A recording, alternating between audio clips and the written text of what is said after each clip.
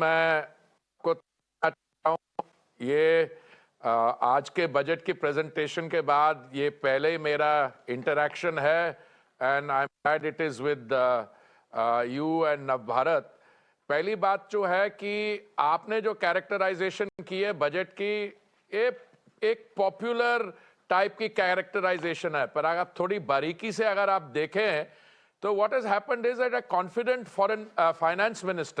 a confident finance minister has delivered a feel good and a strong development and growth oriented budget in pursuance of the honorable prime minister's overall policies. इसको मैं आधा minute लेके आपको समझाता हूं। पिछले जो 2 वर्ष थे वो बहुत हमें कठिनाइयों का सामना करना पड़ा। कोविड महामारी के अलावा देयर वाज ग्लोबल टर्बुलेंस। अब जब भी किसी इकोनॉमिक विषय पर चर्चा होती है तो लोग बिग आर की बात करते हैं। तो आपको यह देखना है इस दौरान भारत ने क्या कदम उठाए माननीय प्रधानमंत्री जी के नेतृत्व में, आज हम कहां पे हैं।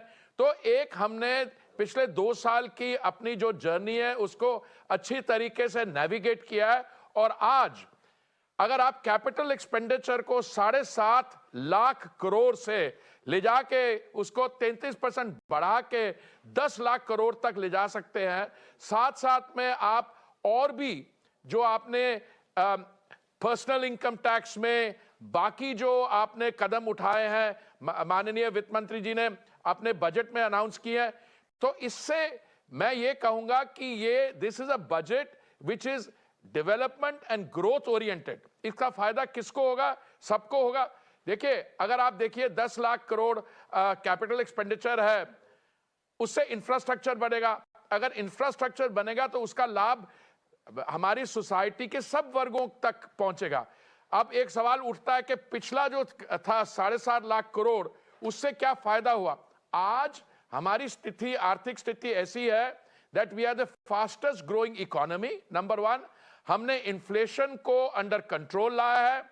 और 2 जो अलग अलग मॉडल है, कुछ हमारे मित्र लोग हैं विरोधी दल में, वो कहते हैं कि आप लोगों के जेब में पैसा डालिए। हाँ, आप पर्सनल इनकम टैक्स कम करेंगे, लोगों की जेब में पैसा आएगा, पर अगर उससे ज्यादा अच्छा है कि उसके साथ साथ आप कैपिटल एक्सपेंडिचर पे 33% बढ़ा दें, तो जब इंफ्रास्ट्रक्चर बनेगा उसका भी लाभ सबको आएगा। So that more endurable model and that's a more sustainable model. और जो आज मैं समझता हूं आपने ग्रीन एनर्जी पे, ट्रांजिशन पे किया है, जो विमेन्स एम्पावरमेंट, जो बाकी segments of society, not only the economically weaker section but the middle class, they will all benefit by it, but not through a reckless or irresponsible freebie route, but through very responsible, mature, growth and development oriented announcements.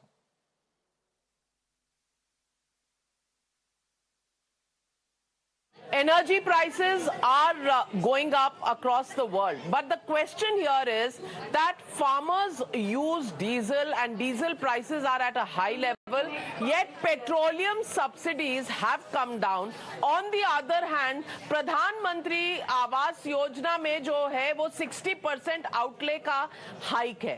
तो मैं पूछना चाह रही हूँ कि ऐसा नहीं है कि सब्सिडीज बढ़ी नहीं है, प्रधानमंत्री आवास योजना में बढ़ी है, लेकिन पेट्रोलियम में आप सब्सिडी देने को तैयार नहीं है, ऐसा क्यों? देखिए, ऐसा है, पहले तो दोनों जो आपने विषय मेंशन किया है, मैं उसको थोड़ी सी आपको मैं क्लैरिटी दे दूं। जहां तक प्रधानमंत्री आवास योजना की जो प्रोविजनिंग है 79,000 करोड़, उसमें से दोनों रूरल और अर्बन के लिए प्रोविजनिंग है।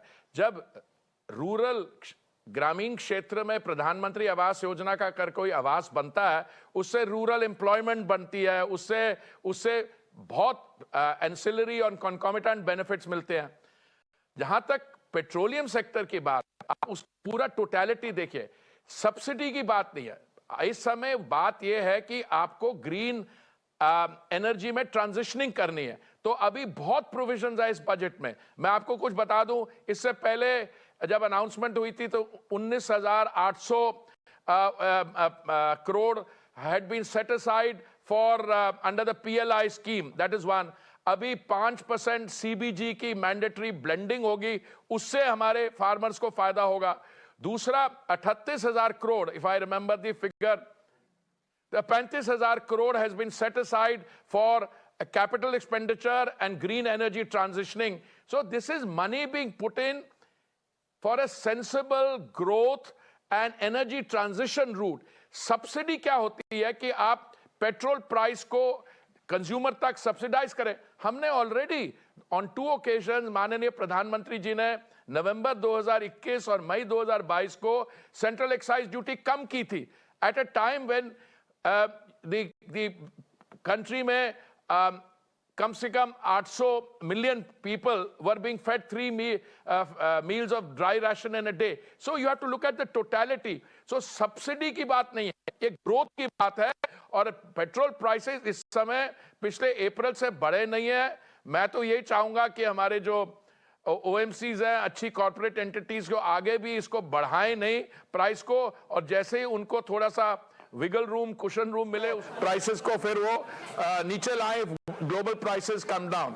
आज क्रूड का प्राइस था एक इशारा तो आपसे मिल गया होगा सरकारी कंपनियों को कि चुनावी साल है, इसलिए इलेक्शन ईयर में पेट्रोल प्राइसेस बढ़ाइए मत, घटाना शुरू कर दीजिए. और पहले 9 स्टेट्स के इलेक्शन है, उसके बाद लोकसभा का चुनाव है, तो शायद इशारा आपका समझ गई होंगी पेट्रोलियम कंपनी, पब्लिक सेक्टर.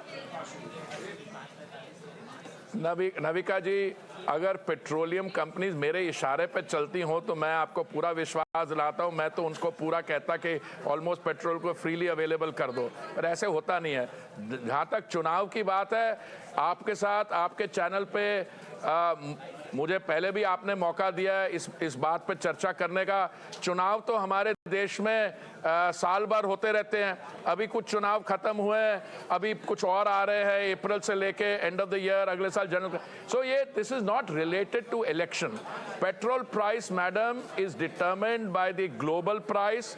उस पे आप जोड़िए cost of insurance, freight, refining margin, dealers margin, और उसके बाद आप सेंटर जो एक्साइज ड्यूटी रहती है, हमने अपनी तरफ से एक्साइज ड्यूटी कम कर दी है, 2 बार की है. उससे 13 रुपए और 16 रुपए पेट्रोल और डीजल का दाम कम हुआ.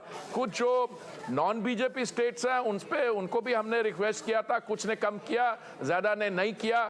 तो पेट्रोल प्राइस तो वहां से डिटरमिन होती है. लेकिन आप आधा सच बता रहे हैं Hardeep Puri ji. If I can ask you, this is not the complete truth.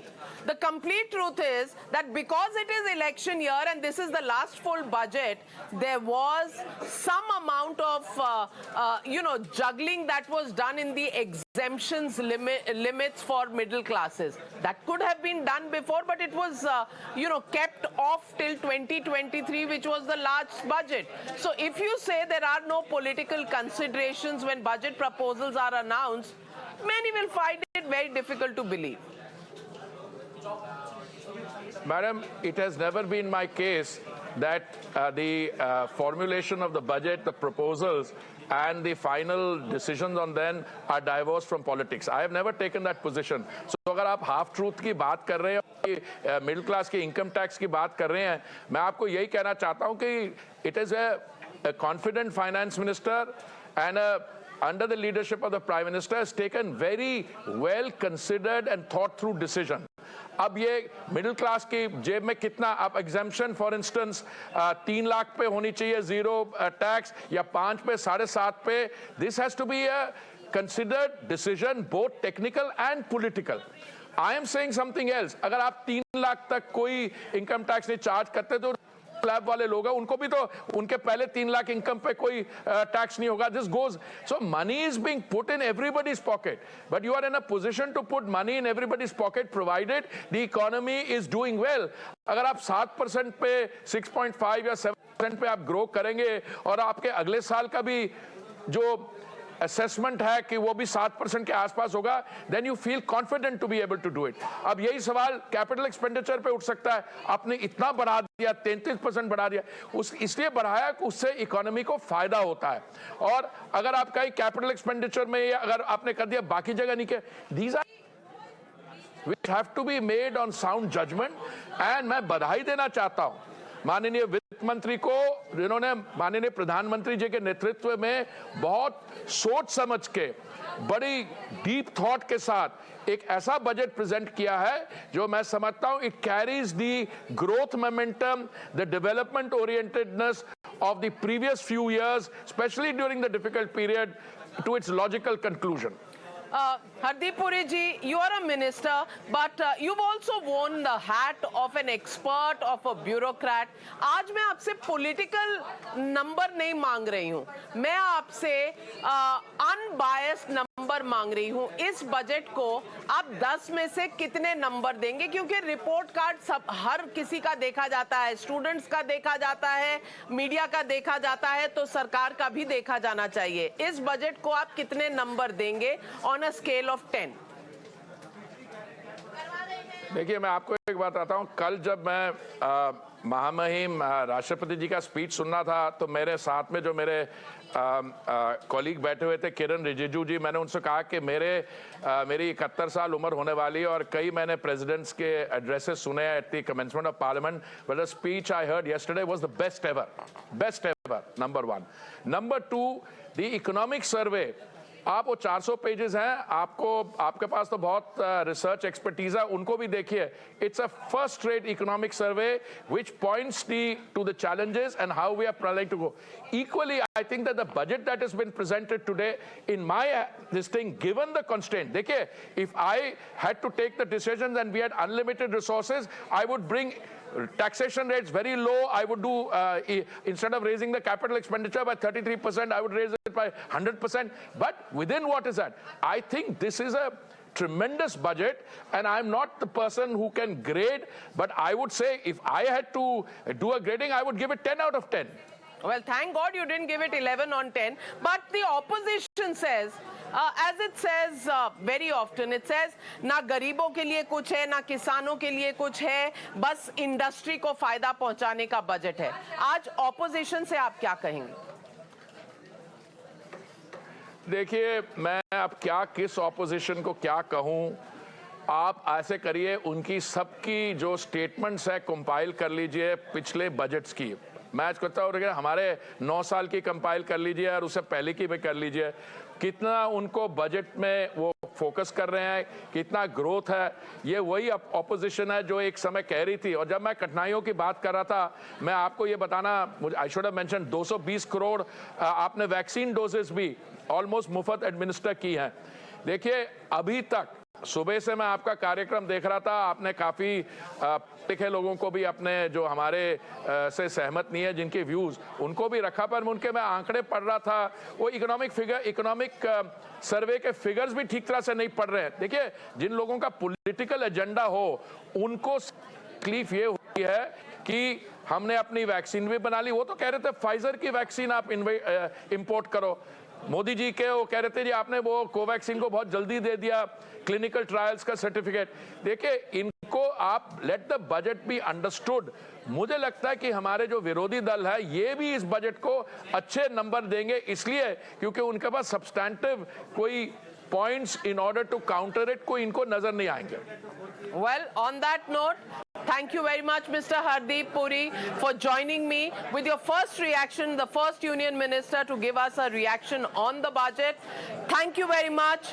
We'll slip into a short break.